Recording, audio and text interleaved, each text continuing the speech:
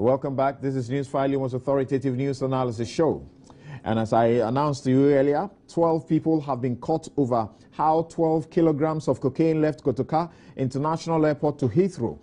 The daring Nayele Ametefe believed aboard the plane what she thought was gold from a person she doesn't know from Adam.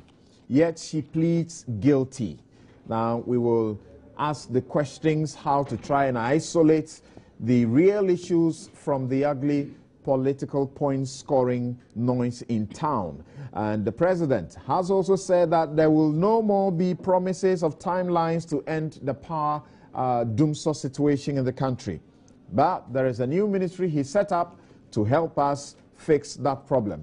Should we not be focusing on the potential of that ministry to assist the country rather than about the growing bureaucracy and the size of government amidst austerity? And Dr. Baumia also has some verdict on the budget.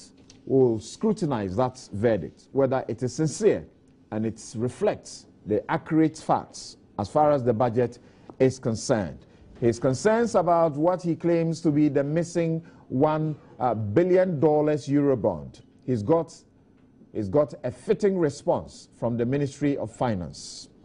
I say good morning and happy birthday to you, His Excellency the President. I'm sure you are listening to this show and you will enjoy it. Thank you very much. May God bless you and give you long life so that you can fix at least the doomsday situation for us. Good morning, gentlemen, and welcome to the show. Abdul Malik Kukubaku Jr. is the editor-in-chief of the New Crusading Guide newspaper. He's our regular panelist. Godwin Adarwine is a legal practitioner. He also teaches law. And Dominic Nitiwo, he is the deputy minority leader in the August House, Parliament of Ghana. A lot of politics goes on there. We'll find out whether they are really representing your interest or their own parochial, political vote interests.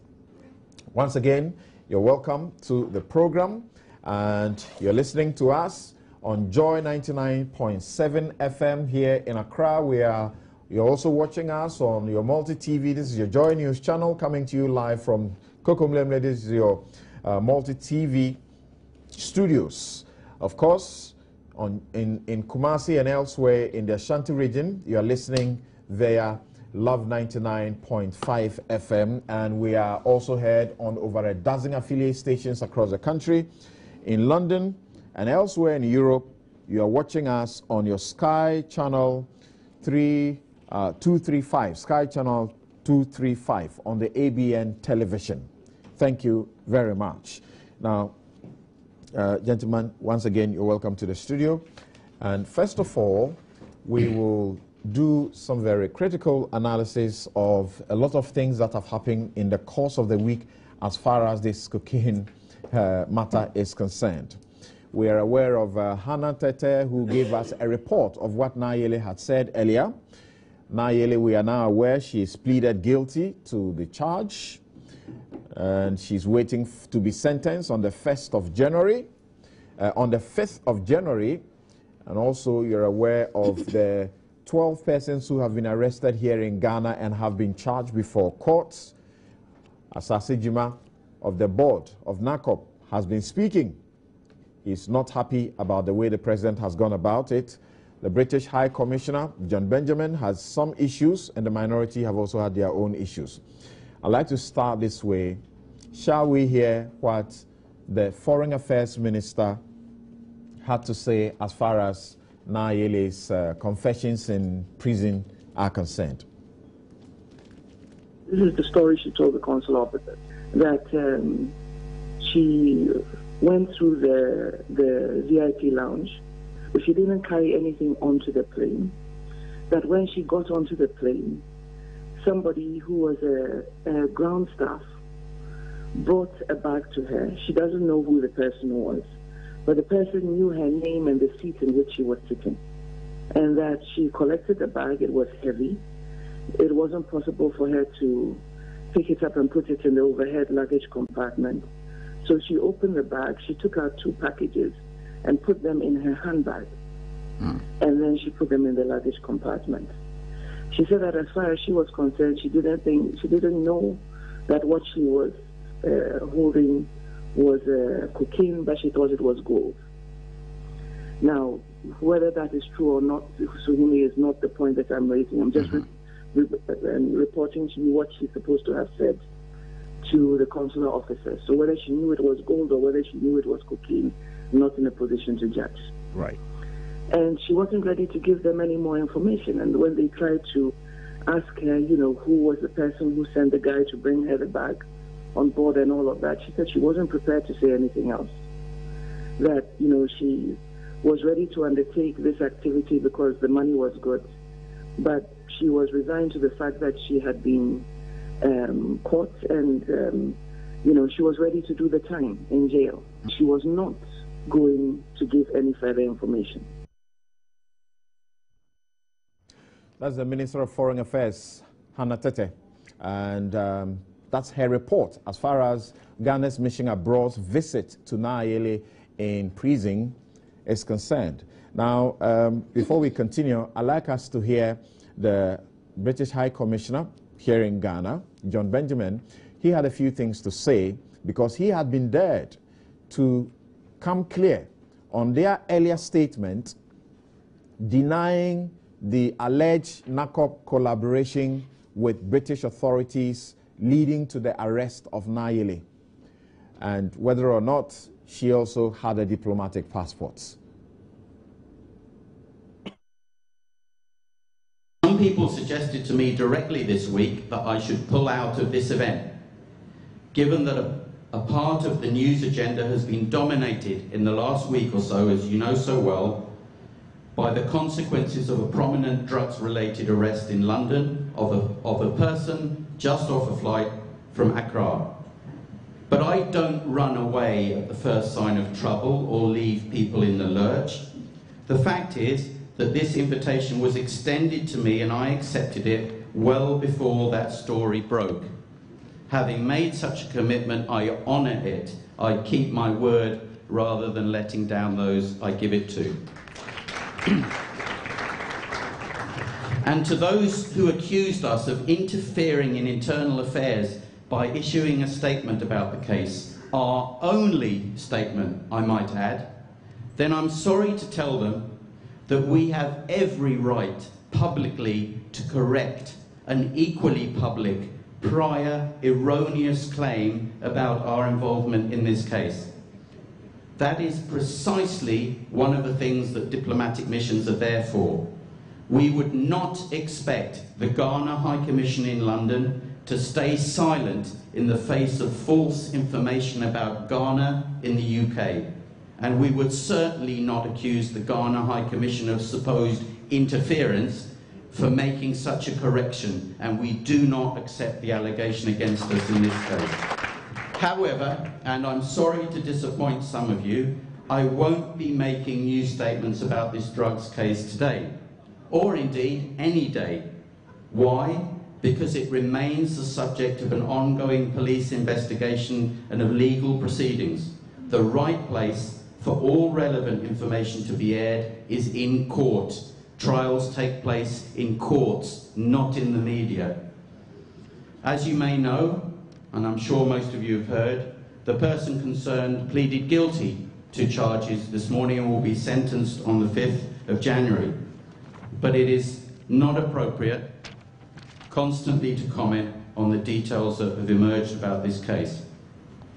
However, since I have been officially asked to do so here in Ghana, I can, however, repeat, and I stress repeat, as I already said this clearly and publicly from the outset, and please check my Twitter account if you don't believe me, I can repeat that the person arrested was not carrying a Ghanaian diplomatic passport.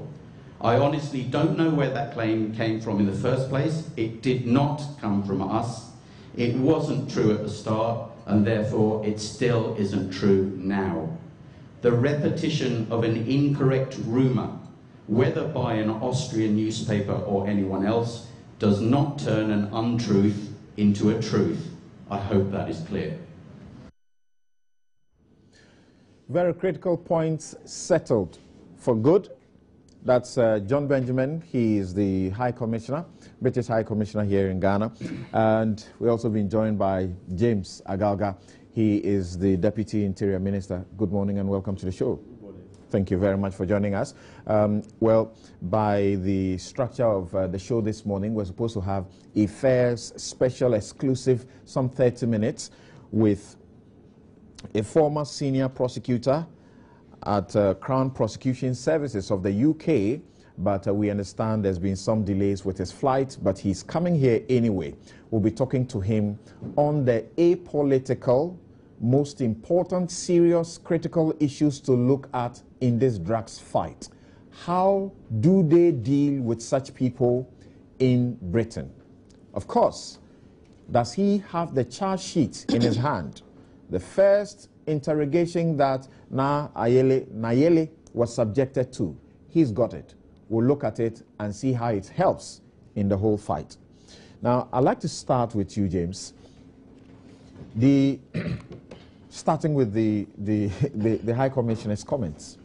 The question of whether or not she was holding a diplomatic passport, that is now forever dealt with. Is that the case? Exactly. And Samson, before I proceed, let me use this opportunity to say good morning to your cherished viewers and to wish His Excellency, the President of the Republic of Ghana, John Mahama, a happy birthday. May God continue to guide him and bless him, prolong his life, grant him wisdom. I thought I had done that on behalf of all of us. But I was not in the studio. Okay, go ahead. So pardon me if I am sounding repetitive. Don't worry. But I owe at least the people of Ghana and, of course, my president a duty to wish him a happy birthday on this occasion. Well, back to the issues before us for a discussion. I think that right from the outset, a section of the media attempted to do some mischief by spewing out wrong information regarding the status of of course, convict Nayele, who would be sentenced shortly in London, that she possessed a diplomatic passport. And I guess the chief points, the section of the media which spewed out that false information wanted to score was that if she was in possession of a diplomatic passport, then she must be connected with the government of the Republic of Ghana. So right from the outset, we discounted that story. Now the British High Commissioner, who is seized with the matter because the lady is being tried in the UK, has come out to speak clearly on that issue, that the lady never possessed a diplomatic passport. He had tweeted from the very beginning about this issue. So why were we still battling with it? That is what I just can't fathom. What it means is that some people in this country wanted to stick mad at the government at all cost. At all cost. But, well, it's the matter of time, and I think that the truth has prevailed. We know that the lady was never in possession of a diplomatic passport. She was on her own frolic. She had no connection whatsoever with the government, and that what she did was a mere criminal act. Fortunately, this government has not gone to sleep. We, on our part, has set the investigative machinery in motion. We'll deal with those other aspects. But again, when you accuse sections of the media, you would also acknowledge that this story did not originate locally.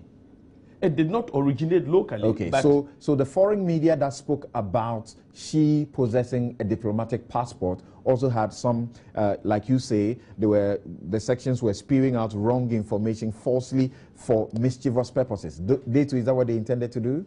Well, Samson, I don't know what went on in their minds, but the beef I have with a section of the media in this country is that they ought to have cross-checked the veracity of the information they obtained from the so-called foreign media houses.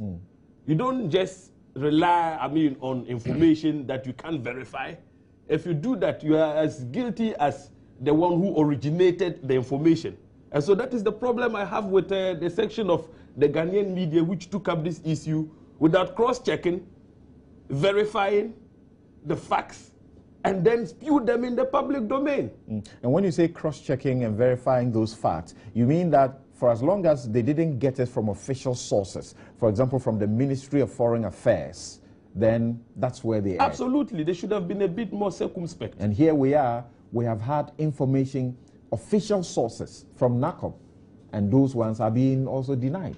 Of course. The NACOB denials, etc., is another matter altogether that we can discuss. Right. But I think that what happened in relation to the alleged possession of a diplomatic passport by Nayele is unfortunate. It should not happen again. If we continue in that manner, we undermine the very integrity of the state called Ghana. Okay. It's not anybody's integrity we undermine, not the NDC's integrity, not the MPP, but the integrity of the Republic of Ghana. That is right. But tied to that also is the question of whether she used VIP or now we know upgraded to VVIP. That matter too, as far as you're concerned, is settled, isn't it? Hannah Tete speaks of VIP. We have a charge sheet on which the Attorney General put the 3 persons who were earlier arrested, that is the Ministry of Foreign Affairs official and the other persons who are so associated. And the charge sheet spoke about they having facilitated her usage of the VVIP. Precisely. Well, we think and we must concede that there is need for us to review the manner of people, the caliber of people who must have access to our VIP. So that is something that government concedes, and we are going to henceforth put measures in place to ensure that undesirable elements do not have access to the VIP section of the airport at our only international airport. But Samson, having said that, you see, you can put all the security measures in place, but as a people, we must also realize that there are certain bad nuts in our midst who may be difficult to control.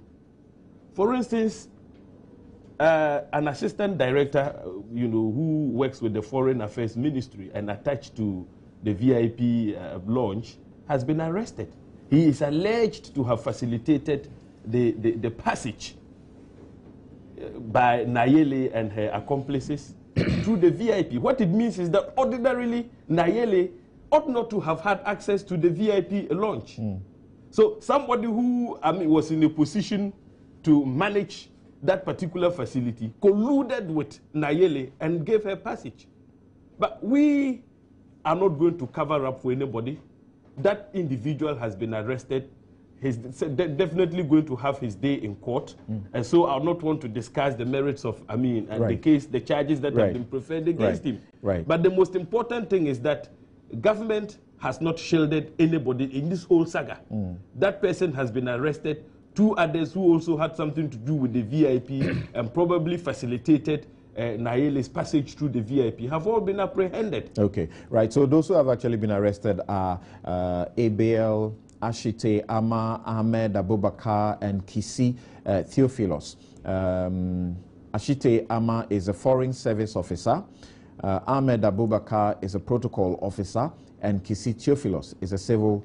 Is in the civil service, and they are the Kotoka International Airport. Now, Dominic, do you also take the view that the question of the diplomatic passport has now been settled, that she did not carry one? Samson, let me greet our listeners and say that we appreciate the patience they have. But Samson, is it the duty of the British High Commissioner to settle whether somebody in Ghana has a diplomatic passport or not? Is it his duty? I get surprised when government officials are asking the British High Commissioner to settle whether somebody in Ghana has been issued a diplomatic passport or not. That's not his duty. It's not his duty. And as far as I am concerned, he has done what he has to do. The woman was not carrying a diplomatic passport. Listen to his language very well. But he never said the woman was not issued a diplomatic passport. That is not his duty. It is the duty of government to tell us whether that woman has ever been issued a diplomatic passport. The Foreign Affairs Minister answers in the negative. Listen. No. The Foreign Affairs Minister said that Nayele Ametefe and Ruby Adugyemfi have not been issued diplomatic passports. Or whatever other aliases that she used. That's what she's not known to have been issued a diplomatic That's what she said. passport. I've always said that she should take her time and go through the pictures first. Seriously. She should go through. If she has done that, let's leave it at that. I'm not in the position to be doubting government. If that's what she has actually said, let's leave it at that. This list has been made available to you. No, it has not. It has not. People have asked for it. I do know that an urgent question has been filed in that respect. We are waiting for that list to come out. I know it will be very interesting. I know a few people who seem to have diplomatic passports and questions to arise at that. But let's leave it at that. But the first thing is, it is not the British, it's not the duty of the British High Commission to come and confirm or not confirm who has diplomatic passports in Ghana. It is his duty to deny that NACOB collaborates with his officials? It is his duty to put out correct information that is within his remit. And that information was that she was not carrying a diplomatic passport. That's it. Because she could have traveled, she could have checked in with a diplomatic passport in Ghana, but when she gets to Britain, she could use a different passport. It's normal. They do that. She could have checked in with an ordinary passport in Ghana. When she gets to London, she can use the Austrian passport. They do that. So as far as the UK people are concerned, not within Ghana, all they know is that she was holding an Austrian passport. She will not know what she checked. It's the duty of our government to check our records at the point of exit, departure, and check their records at the passport office and compare and give us correct information. We are waiting for that. Let's leave that. So that issue has not been settled as far as you're concerned. Right from the outset. No, okay. I just want to correct. Hold on. And then the bit about the VVIP. I was saying that she used both. She used both. And I'll give you the reasons why I believe. That's one of the information we wanted to put out, but then they came out the court came out to clarify it. That's why we didn't put that one. She used both. When you go to Kotoka International Airport and you go to the VVIP lounge, you enter first through the VIP. That's the one where we, the ordinary people, go and sit. Okay? I have no access. You're not one of the ordinary people. But I have no access to the VVIP. But you have access to a diplomatic passport. I have access to the diplomatic passport, and I have access to the VIP lounge. That is what doesn't make you ordinary. So go on. You are a member of Parliament. But you see, the simulation has given us a clue as to how that woman was not searched. Because they said she used the door that's being used by the immigration officers. That door does not lead through the VIP. It passes. That's where the president used to. It is through the VVIP. When you enter the VIP, you enter the VVIP. Then you can get out of that place through a certain door, okay, under the tower. That door you can only go to the VVIP before you can get out of that door. So there's no way that woman could have used that door unless they are saying that we can't believe that without using the VVIP. So it is clear that people are not telling us the truth. So as far as you are concerned on this issue also, she used both VIP and VVIP. If you have to use VVIP, you have to pass through the VIP before you can get to the VVIP. You cannot use a VIP without being searched. It's not possible. It's a very narrow gate. It's a very, very one-door gate. But before then, you have a machine that you have to pass through, and your luggage you have to pass through that other machine. So the Attorney General is correct? I'm coming. On their charge sheet, it's correct. It's correct. Because the simulation exercise said that she used a door that is reserved for the immigration officers to use. And that presidents normally used to use that until President Kufuor built the Jubilee lounge. So because of that, the president used not to use that narrow search gate that we all use. They'll open that big one and he'll pass. That's where they claim she used. And that door leads to the VVIP, not VIP. So it's not correct. They're not telling us the truth. So and I'm surprised the foreign minister is saying what's your suspicion? What is anybody's interest in seeking to suppress any information? I don't know. You can ask the government. Because they should come clean. They know what I'm saying is the truth, but they should come clean. The second thing I want to say is that deputy director, I haven't heard his side of the story. As we stand today, maybe that's what he said. It is when we get to court that he will have his day for all of us to listen to his side of the story. All we hear is, well, he gave the order, this happened, this happened. That is a one-sided story. That is the charge they are giving him. Let us wait for him to get his day. All the people who have been charged, who have been picked up now, all the 9 people, let us wait. It's good that people who have been licked have been picked up. But you say more importantly, when you are being accused of carrying narcotics and dealing narcotics and are being arrested, of course, she's not convicted, and though she has pleaded guilty, there are some immediate steps that any security will take. The first is to seize your assets. That's the first thing. Identify all your assets, immediately seize them, because there could be some compromising evidence in those places. Has the government done that? Has the security services done that or not? Because if you read the newspaper report, it is said that they went to the airport. I don't get you first. Take it slowly. That when you get to what point, who is supposed to seize what? The moment you are arrested for narcotics. And she was arrested at Heathrow. And she was arrested at Heathrow. The first thing that should have been done was immediately cordon off her property. If they know where her the house. Information, as far as we have it, is that they took her, luggage, whatever she had on her. It's not luggage. It's not the luggage. I'm talking of her property, her houses. Because there could be compromising evidence within those houses. The state will have to immediately take possession of those things. So you're saying that Heathrow would have relayed to Ghana. Yes. And then Ghana would have done that work. Immediately it was established that this person had been arrested, and we have information where her property is. You immediately cordon off and seize it. I see. Because the moment she gets convicted, you know, as a lawyer, the moment she gets convicted, you have to seize all those. They'll be confiscated. They'll be confiscated. Okay. So for evidence sake, you needed to secure those property. And secondly, I think that it is important for the Ghanaian authorities, if they have not started to do, to collaborate with the British authority. Because you see, if this is a network, I don't think this lady, for whatever reason, may have operated alone. If this is a network, we will need to know her phone records. Okay. Over the last 3, 4, 5 days. Well, obviously she wasn't alone, because as far as we know, about 12 people have been arrested, so they must be connected. Now, Kwaku, on the 2 critical issues that came up, you also shared the view that it's not the question of whether or not she was using a diplomatic passport, but it should be whether she owns one, and usage of the VIP or VVIP. What do you say? What was the initial report that came out? The initial report was to the effect that the lady had been busted and she had in her possession 3 passports: Austrian, Ghanaian, and diplomatic. So I'm assuming that those who busted her, when they searched her, found 3 passports. Now, that's the report the minister says is inaccurate. No, but it's obvious that that is inaccurate. It's obvious, and one has to just move on with that. If you are saying that she had been issued one, that's a different context. She might have been issued and she's not holding. But again, the minister who issues, who is the final authority, says we haven't. Unless you have something contrary to that, you don't pursue that line. Okay. It becomes mere speculative. That's my view. Unless we have something to hold on, to show that, look, the minister can decide to publish the whole list. What if they omit the ladies from it? What if?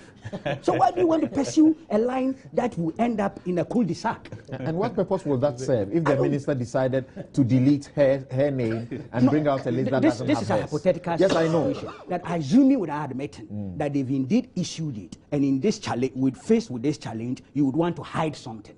So in hiding, you go for a deletion. Of course, these days, because of computerized systems and things, if you are not very clever, even the deletion, there will be a trace with some people who can trace it. You understand me? But I'm just making a hypothetical situation. Right. I'm trying to suggest that at this material moment, those who are pursuing the cause, that definitely she was holding a diplomatic passport, that matter is dead at that side. The report says she was holding it, the initial reports. It's come out that she wasn't holding. Look, if she had it on her, would be aware by now, because they seized their things. Okay. Okay? And in calling the Ghanaian, and that's why I will come to the foreign minister, some few contradictions. The British authorities would have known that she came in with 3 passports. 1 ordinary, 1 diplomatic, that's Ghanaian, and the other Austrian. According to the Ghanaian ambassador, High Commissioner, Victor Smith, when he was called about 4 or 5 days after the arrest, he was told that the lady had in her, arrived with a Ghanaian passport. That's what I heard Victor Smith say. And that's why he thought he should activate the Ghanaian mission's interest. And that indeed, it was rather Accra that informed him that the woman had in her possession an Austrian passport. Listen carefully. Okay. The High Commissioner was saying that he had been told by the UK border agency that this lady had arrived with a Ghanaian passport, and that's why there was a Ghanaian interest. And for him, it was Accra Radar that told him the lady traveled on an Austrian passport. That's a very interesting contradiction there to clarify subsequently. But that's not my main point at this stage. You asked me about the diplomatic thing. I am saying that if we are talking of the travel and the busting at Heathrow, forget the diplomatic thing. It wasn't on her, if indeed she even owns one. And we don't have the evidence that she owns one. So why are we pursuing that course of action? Okay. I won't waste my time on that unless I somewhere intercept some appropriate information to show that officialdom is lying. You are asking that it's not the British High Commissioner's duty to tell us if she's been issued one. That's true. But the minister whose authority it is says she hasn't. So until you can disprove the minister's case, you leave it. And be honest with you, so that we can focus on other essentials. In any case, VIP or VVIP, there was a swallow. It's a breach of our aviation security. Okay? It's a breach of all what we've stood for in the fight against the narcotic thing. So whether it's VIP or VVIP, there's a huge challenge out there for Ghana. As for the point that the charge sheet had VVIP, yeah, it is their problem to settle. The AG's problem and government's problem. They should come and explain. I won't waste my time there because bottom line, there's still a swallow, which is not good enough for officialdom. And so there too, we have to investigate. It is not the first time that people who are not authorized or who don't have that status to use VIP or VVIP who have had access. You see, we are so lax and relaxed, and sometimes some of our cultural and other things, of course, criminals then take advantage of it. Syndicates, people who are doing some unauthorized or illegal business take advantage of it. Because I have to be honest with you, I have used VIP before, and it wasn't government that asked me to use it. You get there because these guys who work there know you, they think you are a popular person, they pass me through there. And somehow I accepted it. So maybe I also corrupted the system. It's a fact. I travel, coming down, I get to the airport, I'm in the queue. I've joined the queue with my wife, my kids. Before I say Jack, they go, oh, Mr. Bakun, fast track. But did you use the SPD car? No, never. The only time I have had that opportunity was when Boachijan was coming for the first time after 20 years in exile. Then that one, he came with some support from Mr. Francis Poku, who I asked to favor. So I went with an SBD car to pick. If you remember, Victor Smith made a lot of noise about it because then Mr. Rawlings was on the same flight. And they too had come with a car to pick Mr. Rawlings. And here was this journalist from nowhere, also there to welcome a former AFRIC deputy chairman. It became a huge controversy in this country. That's the only time. What's the difference? And is there a criteria who uses the place and uses the SPD car or not? Oh, I think higher level. People of some level, you know, the president, the vice president, visiting heads of states. And I mean, we are nowhere there. We ought not to have had that opportunity. But I'm saying it's part of this so, from full respect, cultural thing. Oh, this man is a good guy, he's popular, he's on TV. So we've all corrupted the system in a certain way. You were asking whether he used the car. Is it because you're aware that Nayele used it, or what? You see, if you use the VVIP or VIP, ordinarily they'll pick you with an SPD. I travel for Pan-African. Yeah, but I have never. I travel. It's very easy. We walk. You walk. There, yes. I travel for Pan-African business virtually every 2 months. Okay, through the VIP. You would always use the SPD car to go and board the aircraft. They hardly allow you to walk. And all the people who are there all use it. Because I don't know that. I never was given I don't know that, but they hardly allow you to walk. So question is, you so, think so that I presume naturally she used the she would use the SPD card. I presume she used the SPD card. Godwin, when you listen to both of these, I was hoping that we could clarify this briefly and then move on to other matters. There was one point I wanted to make about it. One more point. Go ahead. The point about it damaging the reputation of the state, which my brother James made. Agreed that it gives a negative impression or effect. But why is it that on this particular diplomatic passport saga that we had that reaction from the state? Not too long ago, the Daily Graphic published that Raymond Amankwa had been busted in Brazil and was holding a diplomatic passport. What was officialdom's reaction? And what is the record today? Does the Minister of Foreign Affairs have answers? You know why? That story itself, if you recall, was a repackaged story. In 2008 May, that same story, paragraph for paragraph, was published, and it was an ordinary Ghanaian passport. The only change, the numbers are if 1, 2, 3, 4, 5 remain the same. They will remove the alphabet. The 2012 one removed the alphabet and brought D to say this is diplomatic passport. The first one was published by Albert Salia, their crime reporter, in 2008. The second one, which was virtually repackaging, was by Timothy Goba, presidential correspondent. Now, it became a big issue. Government communicators, party communicators were out there. This is a proof that the Kufuor administration issued a diplomatic passport. And don't forget, they fingered a particular personality, Nana Akufo-Addo, in this saga. What was government's reaction? Why have we not been told the truth today? Even though something interesting happened. 3-4 days after that publication, Radio Ghana, 1 o'clock news, did a very innocuous story, which many people didn't realize. He said, a source at the Ministry of Foreign Affairs had indicated that the passport was fake and that no such number of a diplomatic passport had been issued by the ministry.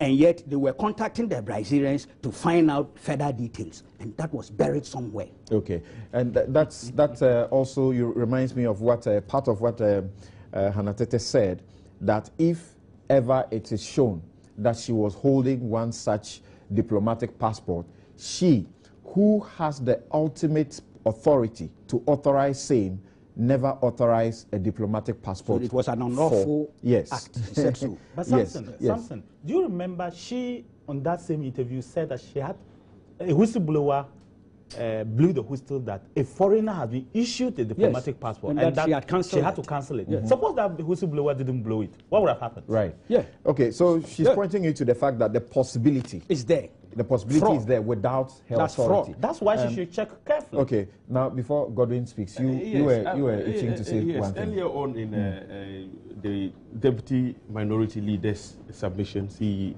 made some statements that I want to correct. He suggested that properties of Nayele and her accomplices ought to have been cordoned off and in fact seized. I want to inform him, I mean, this is from classified sources, that the Ghanaian security apparatus, when it raided the 3 ladies who traveled with Nayele to the UK, and after Nayele was busted, they then decided to run back to Ghana, right? Two ladies. Two ladies, sorry. Look, the security apparatus clearly went to their various homes, carried out searches, went to a hotel which just stood next to one of the homes of the 2 ladies, conducted further searches there, and arrested 3 foreign nationals. So if you suggest that the properties of the suspects have not been cordoned off and searched, it's not true. Yeah, but in law, it's not true. Yes, but you can't confiscate now. Yeah, I was coming to that. Not now. I was coming to that. You cannot even, the law is very clear. Yes. In the course of the trial, if you secure a conviction, you should be able to establish that, yes, the properties in question owned by the convicts were acquired from criminal proceeds. And so long after Moating's conviction and after he had served, he said, we are now fighting hard to confiscate his assets in this country. So please, Okay. Deputy Minority Leader, Thank don't you. go there. Thank you. That's a good one there. It's true. You're right. Yes. So it is information that we are now getting to know. Don't you think elsewhere they do it? The attorneys' offices, immediately these arrests are made, there's a small, press briefing, and the public gets to know what is being done. So that if these are being done, people will not speculate and, get worried, because people want to know what is going on. Yes, well, something I agree with you, that the public deserves to know what is going on. But if you watch carefully, this particular cocaine saga has taken a certain twist, to the extent that even the minority in Parliament, represented by my brother here, had occasion to pull out a bag of rice. We'll get there. Thank you. We were debating the budget. Thank you. We'll deal with the issues in separate compartments. Thank you. Thank you very much. Now let's hear you briefly on this. Well, what it boils down to is that there are always ways and means according to which these individuals and groups would use to perpetrate these crimes. And therefore, any time that these things come up, we should see them as opportunities to redesign and refocus our measures towards dealing with these crimes. You will notice that, things like this happen across regimes. And we have always played politics with them, and yet they keep occurring. That should tell us that we have to stop the politics and then look at the real issues.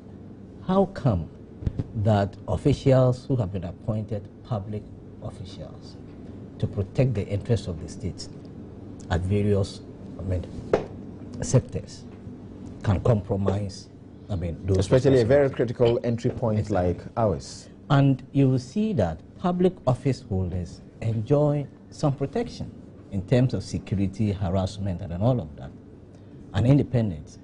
These legal facilities are intended to ensure that they discharge their duties professionally. And so when these things happen, we should see them as these public officials failing in their duties and deal with it as it is. Trying to link them to political parties, political groups, and regimes, I think, is counterproductive. And we have done it to various political parties and regimes. And the incident is occurring in different regimes too. And of course, the other group also want to score political points.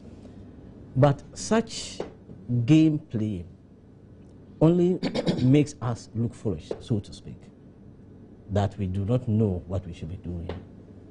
When the issues require a certain attention, we are doing politics and playing games with it. So I think that this is an eye-opener, and the questions should be directed at how these ladies managed, whatever route they use, to beat the system, in spite of the efforts that have been made all these years. Yeah. I'd sought to ask earlier whether or not it would not have done the country's image better if immediately the state got to know that Nayele had been arrested. And we know that she was arrested sometime around the 10th of November.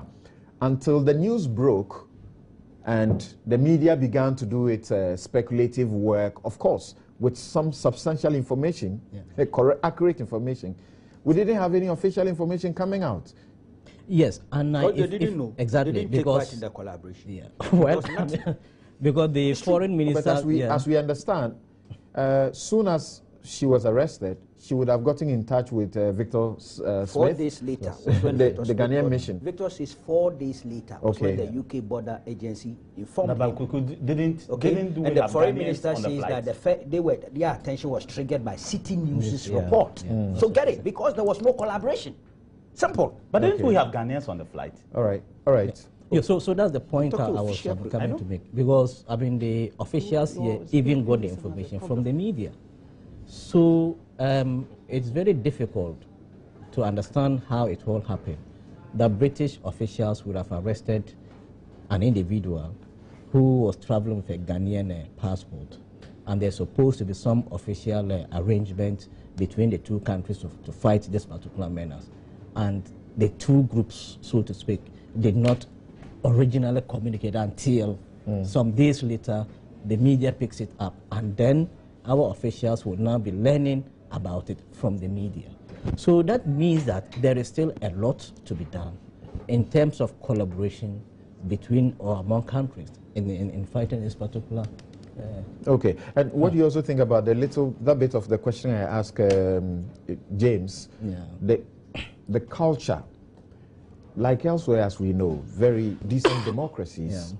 The DA's office, when they are pressing charges against people in such very sensitive issues, they will do a small, press briefing, inform the entire nation about what exactly is going on, so that everybody has the same information to deal with on these issues. Information management, public information management has always been an issue with us. And I think that is a problem that various governments have had to deal with. But as you correctly said, in the absence of information, people will speculate. And sometimes the speculation can be so damaging that even when official information comes out, it becomes very difficult for people to trust that particular. I'll start at this point with you, Kweku, where you have Captain retired, right, Asase Jima, who comes out from the board that has been dissolved, comes out to say this was a wrong move and you are wrongly targeting us. And again, seeks to suggest that NACOB was right in saying there was a collaboration. Yeah, that's quite an interesting one. He's my very good friend. He's been my comrade since the 70s in the fight against Achampo. Very close friend of mine. And I respect him a lot. I respect him so much. We are good friends. I tried the last 3-4 days to get in touch with him. Unfortunately, he didn't pick my calls. I sent a text because I wanted to be sure how to handle such a matter relative to him, since we are long-standing friends and colleagues. Unfortunately, as I speak, I haven't had the opportunity to interact with him, so he can pardon me if I decide to deal with the issue the way I understand it.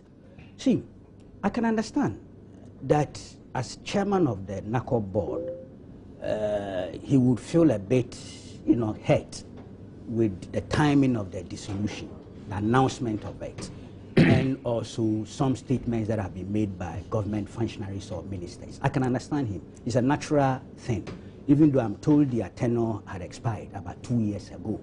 But the timing of the announcement of the dissolution, coinciding with the busting of Nayele, and the thing coming with no reasons, it opens room for speculation. So as a human being, he would react the way he's doing. But let's look at the details. I disagree with him if he says that the NACOB statement that was issued earlier was a true reflection of the situation. That's not true. It's not true.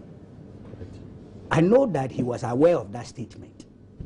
These are the areas that I feel a bit hard-pressed talking about, because and you say it's not true because you choose to believe the British High Commission statement. Not just that. I've done my own independent checks and also analysis. Okay? I didn't start discussing this today. Since last week, I've made it clear that this collaboration was a fallacy. And it pointed to it. See, when the NACOB issued that statement, which claimed that there was collaboration, if indeed there was, those arrests, the arrests that we've had subsequently, they would have indicated them. But there had been no arrest here. The first batch of the arrest was November 19th. How many days after the London arrest? 9-10 days. The second batch of the arrest was 26th November. Okay? NACOB had no hint of the network. This girl's name, of course, had been on their list since 2009. You don't agree that it is risky to publicize that we are trying to arrest people when these people will run away? What are you talking about? Those who send the thing onto the flight, you let them off 9-10 days, they could have escaped justice. They could have escaped justice. Now we are looking for that allergy, aren't we? Right, yes. we are told. Yes. So, please, there was none. And I have checked. See, the board chairman, of course, he's speaking for the board, but you see other board members are conspicuously silent. Right. Most of them are on the board by institutional representation, really. Let's not forget that. And you see, apparently, he knew of the statement that was issued by the executive secretary? Is it deputy? Deputy. So he approved it. And insignificantly, I think he's been courageous to admit in his statement that he supports that statement. That's a mark of courage. But it doesn't indicate that he knew about it and was there when it was done.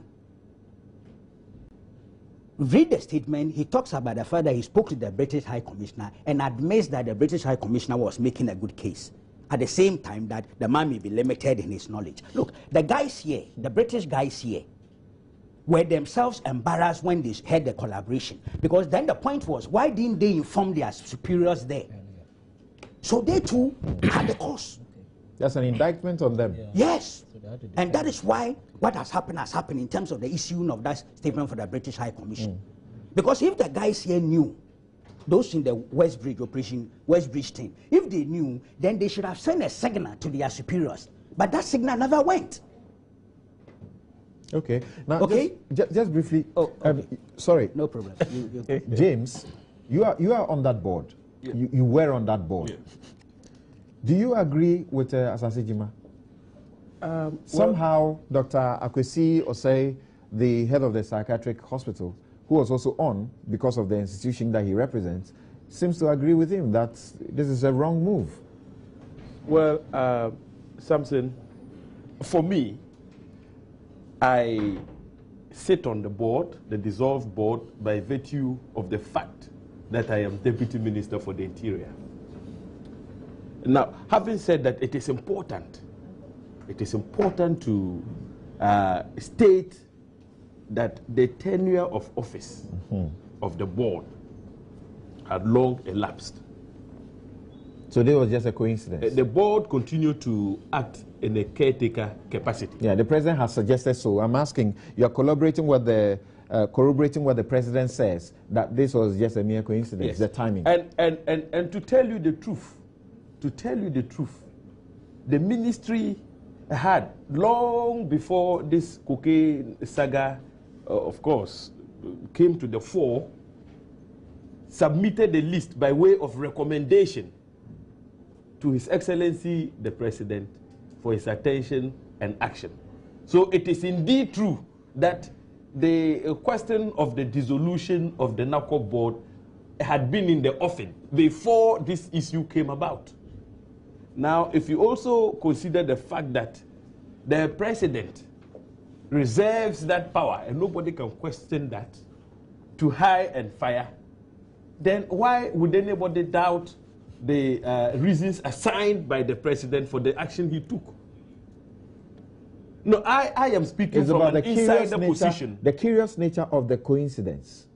It's curious, isn't it? There's a link to the whole saga. Right. He doesn't want to tell you the full details. Well, but have you heard other government communicators?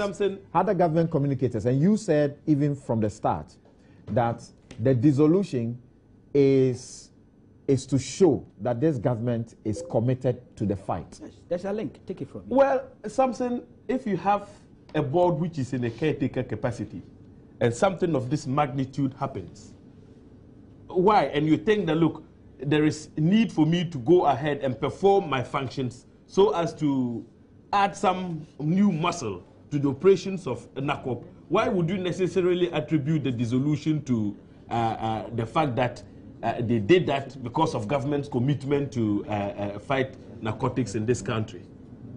Samson, remember, it is the same board that presided over the arrest of the MV Atia, which is known in our recent, history to have been responsible for the haulage of, in terms of street value, the highest amount of cocaine in terms of its volume and value. Over $60 million.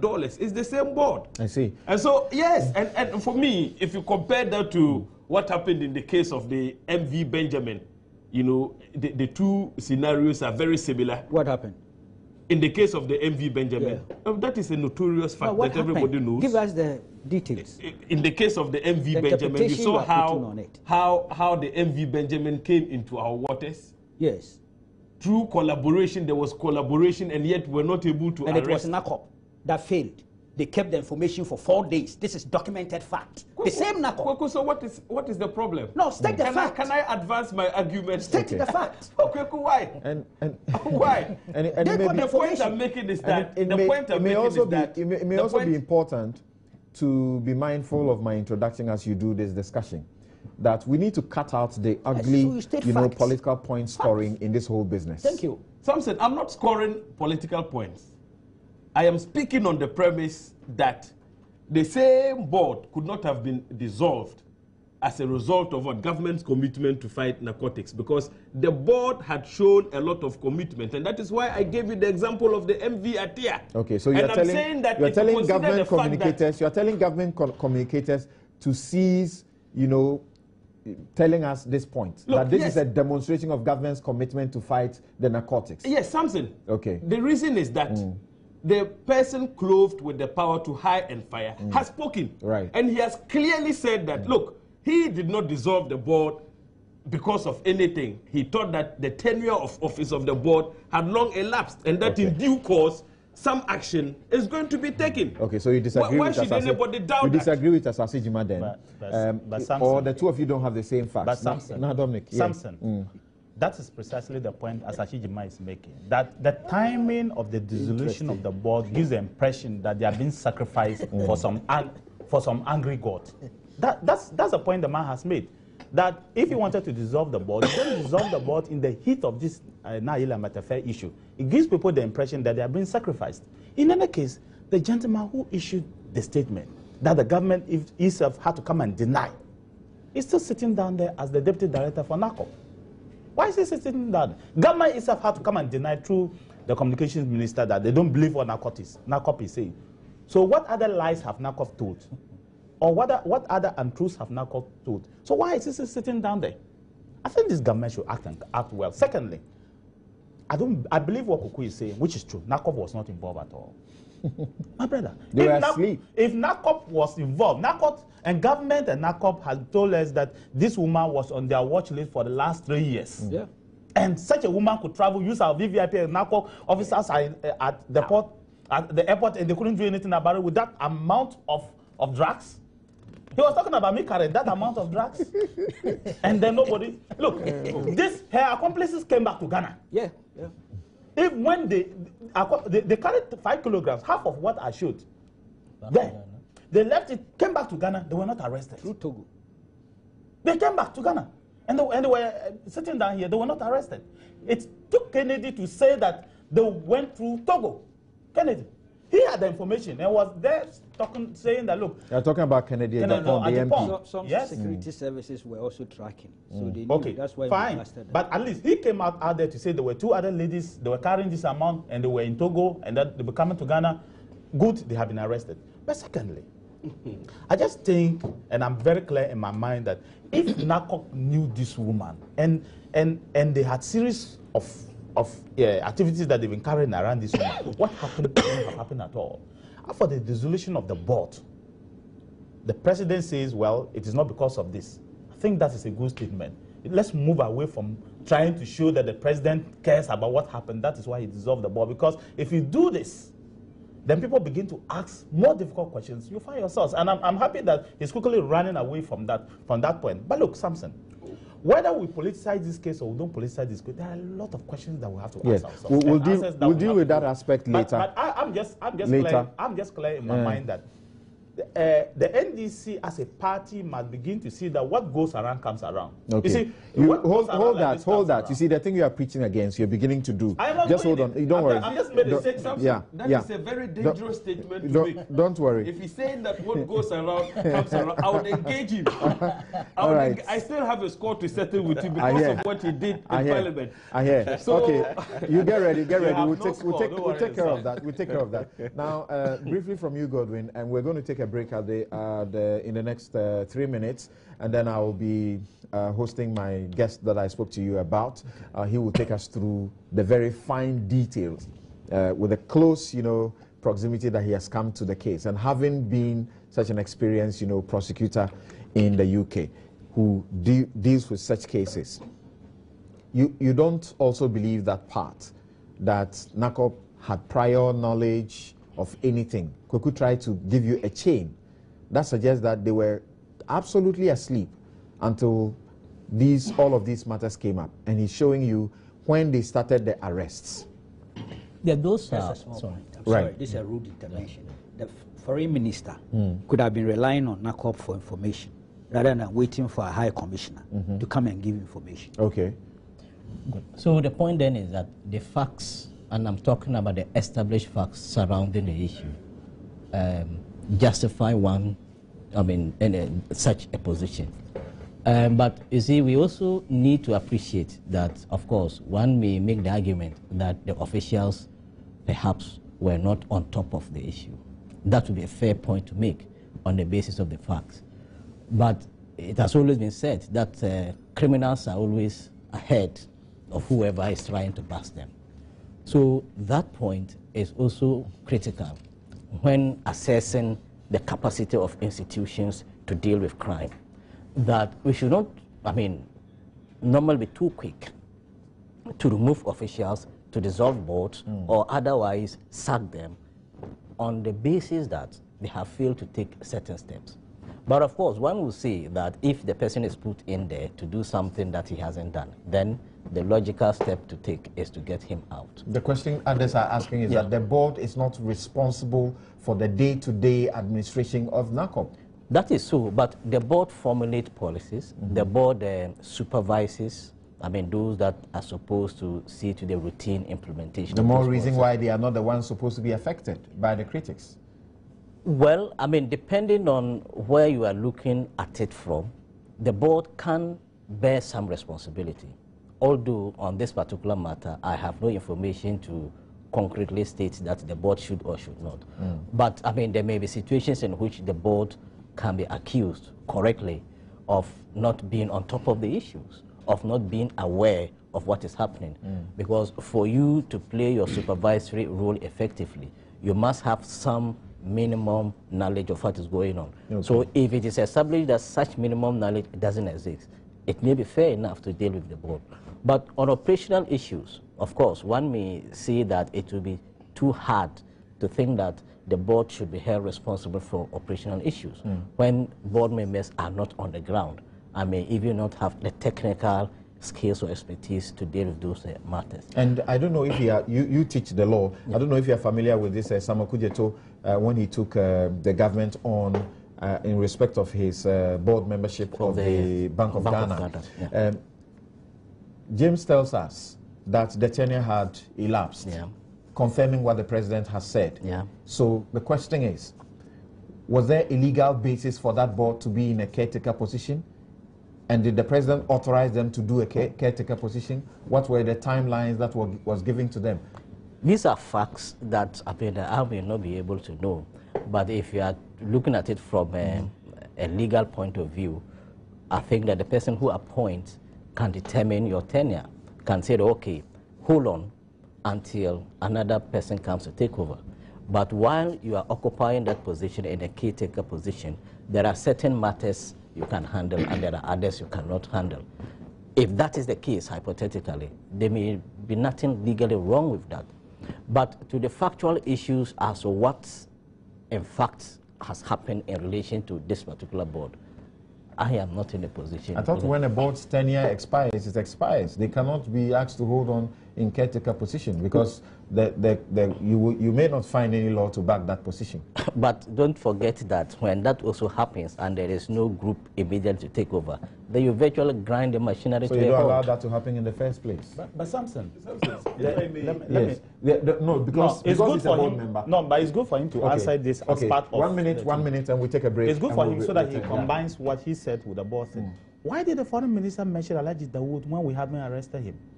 He didn't mention the name. He said a businessman who hasn't been arrested yet. So that's why she wouldn't mention that. But the next day, the name was out there. The name was out there by official release. But he's on the run. As far as I know, he's still on the run. Because my impression is, if you give a certain Alhaji Dawood name out, the person will run. The minister and this Alhaji Dawood you guys are mentioning is supposed to be the kingpin, right? Yes. Okay. The one who made a call. You see, something.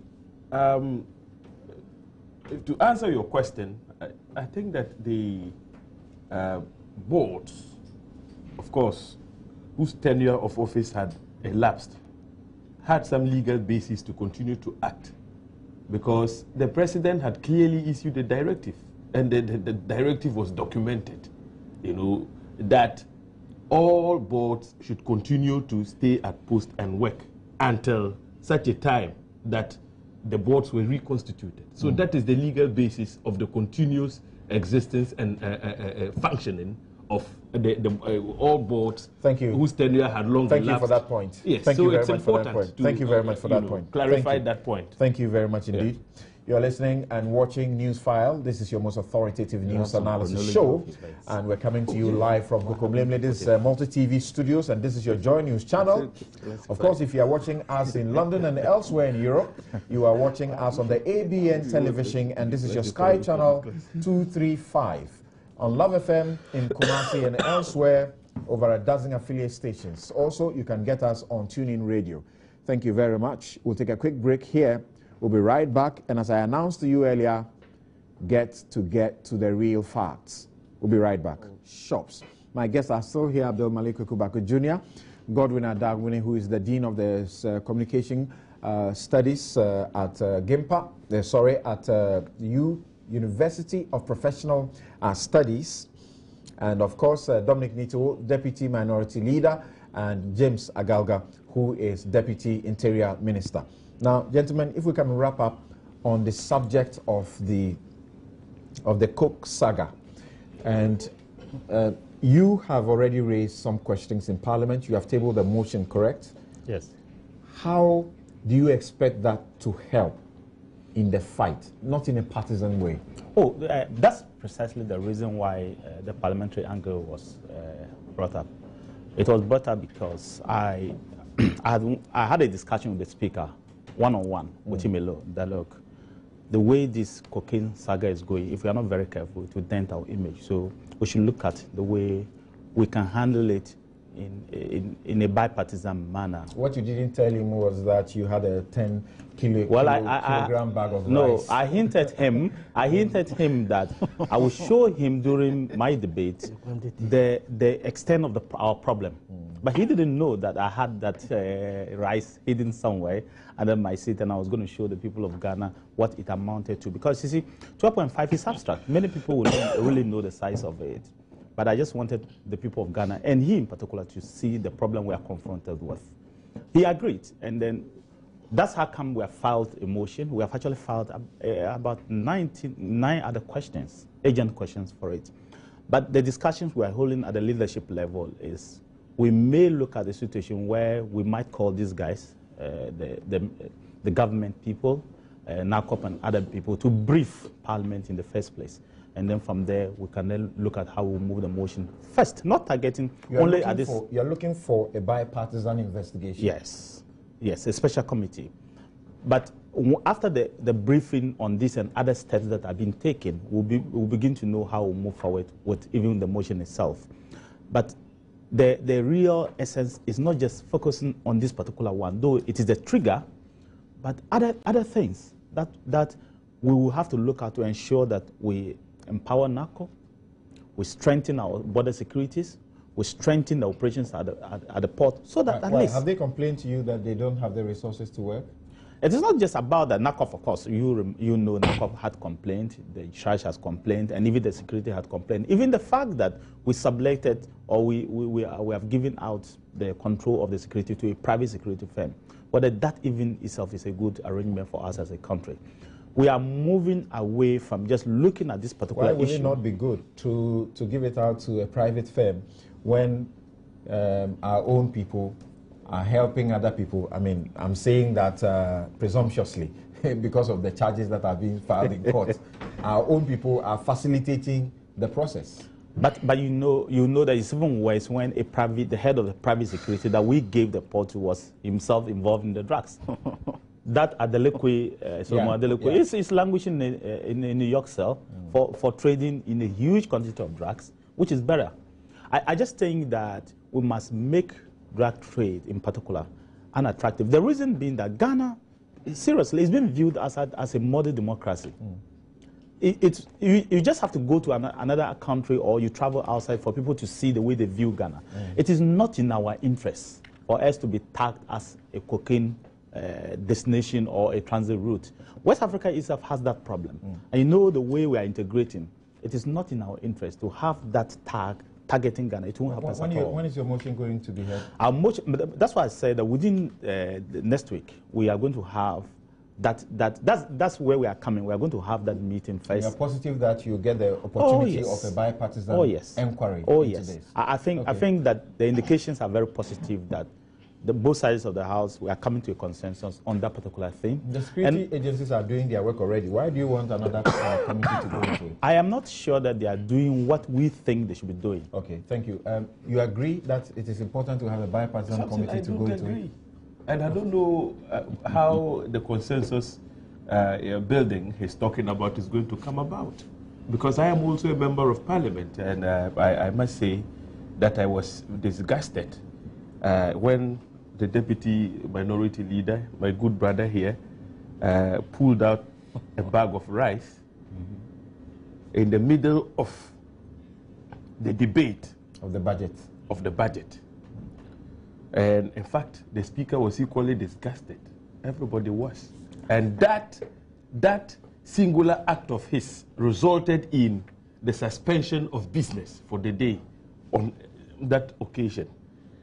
Now, Samson, as you rightly pointed out, what is it that a bipartisan committee will do in respect of the Nayele, cocaine saga? He says it's not just limited to that. Look at the whole gamut of the lapses that you find in the system. We have already, he himself talked about simulation exercises. Right. And I was involved in one of those exercises. Was it a simulation exercise or a reenactment of the thefts, the way the thing was taken through? Well, Samson, we went there and did our own exercise. National security also did. Of course, we work hand in hand. And so whichever way you look at it, whether it was a reenactment, a simulation exercise, we're saying that we have thoroughly investigated the circumstances which resulted in the lapses, which, for instance, paved the way for Nayele to use either the VIP or the VVIP. It doesn't matter. She breached our security. We have thoroughly investigated the circumstances, and I don't think that any bipartisan committee would serve any useful purpose, in these circumstances. The most important thing is that almost all those who played a role in facilitating Nayele's usage of the VIP lounge have been apprehended. They have been charged. They are in court. And so what can a bipartisan committee possibly investigate without prejudicing, the matters that are already pending before the courts? What are you afraid of? Thank you. In any case, yes. Something I wanted to make a very important intervention here, that, look, when Erika Mwating was arrested, we're all in this country. My brother was in Parliament. Why did he not call for a bipartisan, probe? What is different about Nayele's, for instance, arrest? At the time when Erika Mwating was arrested, how many of his accomplices in this country were arrested? No, that is a question they must answer. And yet, Why you say they must answer? They must answer because he came from their side of the house. Samson, let me answer. Samson, wait. No, it's important. No, you just asked. It's important. Can I answer you? Yes. Amartin was not arrested for curing drugs from Ghana. Right. That's the first thing. Okay. Amartin left this country as a member of Parliament. The drug trade was between two countries that had nothing to do with Ghana. Okay. That's the first thing. Amartin did not go as an ordinary citizen who got access to our VVIP. That's the second aspect of it. So Amartin's arrest had to do with Amartin. That's okay. And I'm surprised that you are trying to do political equalization. No. That's okay. That's okay. Now, Kweku, is this bipartisan approach the way to go? Well, I'm not too sure if the focus is just to investigate the Nayele matter, then perhaps... He says no, that's not the focus. Yes, so if we want to look at the entirety of the drug phenomenon and how it's affecting this country, a lot of the work Georgina Wood's committee did, captured those things. Yeah, so... And made recommendations for strengthening NACOB, changing its agency status. I think... To an authority. Yes, even President Mills one stage indicated that he wanted to make it a commission. Commission. Read Akufo-Addo's before campaign 2012, 2008. He made similar propositions, you know. So could you just support your statement? Currently, there is a bill before a cabinet which seeks to transform NACOB in its current state into a commission. So, yes. I mean, it captures... Yes, so we should be looking at so that. you should simply be implementing the report of the Georgina Wood Committee. In addition to whatever new perspectives may have come up since the committee made its findings and recommendations. And you see, NACOB sometimes is limited also in logistics and resources in terms of its capacity and scope, the coverage. So it has to work with the Air Force, the Navy, the police. Now we have a marine police and those things. And so it is multi-sectored. That has to be restructured properly so that coordination and collaboration is clear. These things, I'm not an expert there. Right. I won't claim to have the technical competence for it, but I have just the general ideas. But there are people in this country. Wood report? Yes. Okay. There are people in this country who know better and have experience. And if they are given the opportunity, I'm sure would advance. Look, are you writing a new report? No, he's making yes, but you see, there's something about the Amwatin case which is similar to Amwatin's drugs came from Ghana anyway. They were bought on the local market and sent to the US through the cargo village. That's what it was. But I found something interesting. This is a NACOB report. You know, it says report on the seizure of 136 pounds of heroin in the United States and arrest of 2 Ghanaians. Honorable Erika Mwati and Ni Okai Ajay on 12 November 2005. It's a NACOB report. And it's interesting. See, the paragraph on Amwati, it says Eric Nana Amwati. Eric Nana Amwati is a member of Parliament from Kransa North. He is believed to be the brain behind the shipment of ceramics on 4th, they were using that on 4th November 2005. Which was later seized by the U.S. security agents and found to contain 136 pounds of heroin. Amwatin came to the notice of the Narcotics Control Board somewhere in the year 1999, when about 5 kilos of heroin was seized in the U.S. The name of the importer for the consignment was one Joseph Obo. However, during investigations, the shipping agent mentioned the name of Eric Amwatin as the person behind the shipment. Investigations at that time couldn't identify and locate him. You see, somebody too was on the radar 2009. Also over 5 kilograms. Interesting. That's the one that hadn't struck me.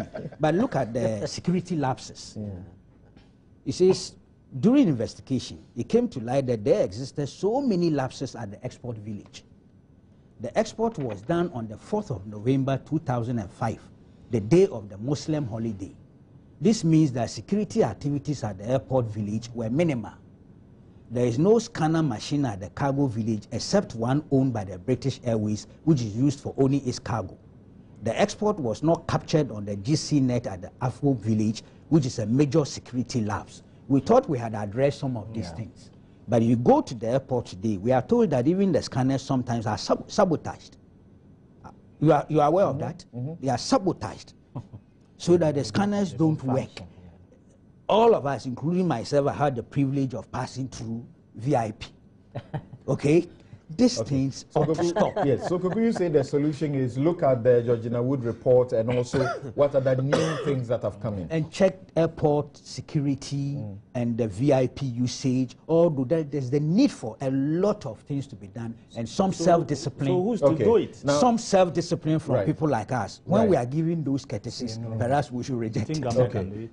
Godwin, what would you say? How should we look forward to this situation? Because, look, it kills the nation.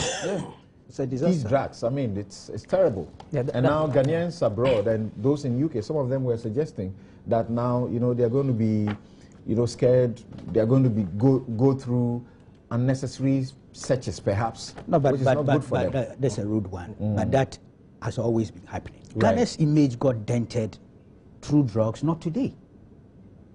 Go back and check. the 70s, the 80s, the 90s, and the 2000s. It's been a growing phenomenon. Okay. So we are already suspects And that out must there. end somewhere quickly, yes. Yeah, it all boils down to the integrity of officials, because if it is technology that you are going to use to deal with the matter, it is human beings who, in one way or the other, will operate that technology. And it will only take, somebody who has some level of integrity not to undermine the system. And of course, you can use law enforcement to deal with it, but that too cannot achieve much. You can use public education.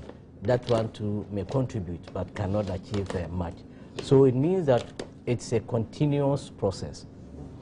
And also means that, all hands must be on deck. I think the bane of the problem is the politicization of the issue. If we are able to deal with that successfully, I am sure that we'll be able to deal with it in a manner that in the not too distant future, at least, we can minimize the incident. Look, we are all human beings. Greed and lack of integrity and similar disvalues will always be with us. And the people engaged in the trade very much understand that and will always want to beat the system. I am not sure that we can completely get it out, at least for now. But if we work hard along these areas, I think that something can be done. It may be, good to transform the status of the Narcotic Control Board. But I think that resources must really go in there in sufficient quantities. Training of the personnel, recruitment procedures must be such that at least as much as is practicable. Okay. Not everybody gets it. Thank you. Thank you very much. Right. So that's the problem in this country. We we know where to find the solutions. We just don't implement them. Enforcement just doesn't work. And please let's stop this guilty by association thing. So that if it was my girlfriend, that necessarily means that I also know. Okay. We should stop that part of the debate will not come on this platform. Yes. Those platforms that want to have that debate should go on. We're moving on. We've done this for the last 2 and almost half hours. Let's see how we can look at the issue of the new ministry that's been brought up. That is the power ministry. How far will it go to help what? And the reassignment of the minister in that ministry as well. Let's do a few of the messages that have come in as far as this subject is concerned. Imoro in Williamson says, I think we need to do a thorough investigation into this Nayele cocaine issue here in Ghana. How can someone who thought she was carrying gold suddenly plead guilty to carrying cocaine? You want to believe that? Please ignore that. Let's move on. Yeah. Sofo Yamusa in Kumbungu says, the prompt admission of guilt by the lady in question is an attempt to thwart the efforts of authorities in UK to unravel mysteries surrounding this whole saga. All right, well, you've been told by someone who has done substantial number of years as a prosecutor, a crown prosecutor, that even in that, the authorities will still get something to tie her down to and to make sure she will not come to enjoy afterwards. Bonti Benjamin in Achimwa Buakwa says the defense, government communicators and officials are waging on behalf of Nayele leaves much to be desired, and I pray their talk does not run or ruin the fortune of our international businessmen in the country. Spike in the USA says that it is worrying that Ghana is always in the news for the wrong reasons. All those involved in this despicable cocaine scandal ought to be brought to book and dealt with severely. Nobody should be shielded in this ugly scandal. Paul Ado Kisi in Impriso says, it's a pity how the whole cocaine saga has been unduly politicized. I don't think we as a people can fight drugs with this game of finger pointing. We need extensive measures such as enforcing security. That is good, correct? Because you see, the more the politicians go and play game with it, those who are dealing in the business are happy. Sure, yes, just relax it. Yeah. Ibrahim Kopa in Tamale says the fact that Madam Nayele passed through the VVIP per the charge sheet to London with the cocaine presupposes that there were protocol arrangements for her to transport the cocaine to London. Hence, the NDC government, okay, this is where we say we will not go. Well, this is the government that is charging the people who have been arrested. So what do you say to that? Oliver Bamba in Salaga says the increasing politicization of this Nayele Ametefe cocaine saga does not speak well of Ghana's image internationally. Both the governing NDC and opposition MPP have resorted to blame game of at the expense of treating the matter as a critical national issue which demands an all-hands-on-deck approach. Ghana deserves better. That's rightly so. So all of you sending in messages, send the messages toward a way that shows that Ghana also deserves better. Don't let the politicians dictate the pace so that you fall into it. Now, I think I can take a few more here. Somebody says he hears that it is 19 persons who have been arrested and not only 12. Thank you very much. I'm unable to confirm that independently at this point. Inusa Hafiz says, I always fear the law of karma. Every action performed by in life creates another reaction, which in turn produces a new counter-reaction. This tool was used.